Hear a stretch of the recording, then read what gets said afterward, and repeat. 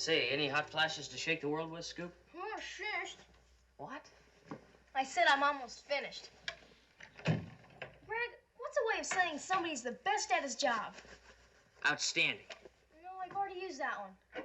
Oh, super. Terrific. No, I used them too. Head and shoulders above the crowd. Hey, that's great.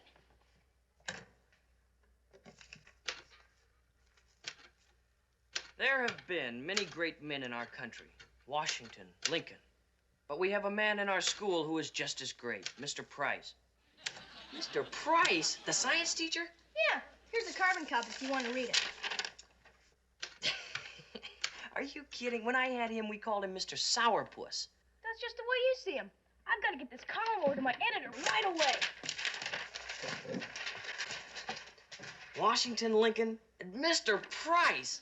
Good morning, Mr. Price. What is so good about it, may I ask? No, Marcia, I can still see your lips move. It's not easy to talk with your mouth closed. Marcia, Jan, you gotta read this. You won't believe it. Mr. Price? Peter slipped. I'm Mr. Price, and even I don't believe it. I don't blame you. Gets better. There you are. Say, listen, I thought you were going to take care of that back lawn this afternoon. Oh, yeah, I will, Dad, right away. What's so funny? Look. This is Scoop Brady's latest column. You mean we got an art book wall in the family? No, I'm not sure. Look. I don't think I've gotten to the funny part yet. It's all funny if you know Mr. Price.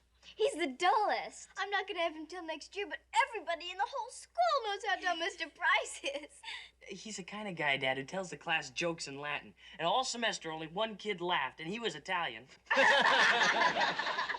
No, come on, I think you're being a little hard on Mr. Price. It's not that he's a bad teacher. He just has a little trouble getting through to the kids. Yeah, well, according to this, he seems to have gotten through to Peter. Listen, don't forget the lawn, okay? I won't. Okay.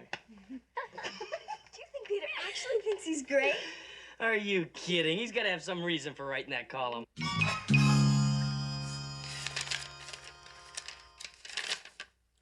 A D? What's that, Mrs. Brady? Look what I found in Peter's jacket. It's a science test. I thought it hadn't even been graded yet. Oh, my. And D sure doesn't stand for dandy. No wonder he was being so evasive about it. Well, I'm not excusing Peter, honey, but it isn't easy to tell your parents about a bad grade. Hey, he's a good student. I'll bet he didn't study at all. You know, this is really ironic. How do you mean? Well, because Peter wrote a whole column about Mr. Price. He made him sound like a cross between Albert Einstein and Albert Schweitzer. Yeah, well, I'll bet that was before he got the D. No, as a matter of fact, he wrote it after. How'd you find my test? Well, you left it in the pocket of your jacket. Oh. Well, it was a tough test, Dad. Ask any of the kids. Well, I'm sure it was. Look, Peter, your mother and I wouldn't mind the D so much if we thought you'd done your very best. But you didn't, did you? No. No, you didn't. You were spending too much time being Scoop Brady, reporter. Not enough time being Peter Brady, student, right? I'm sorry.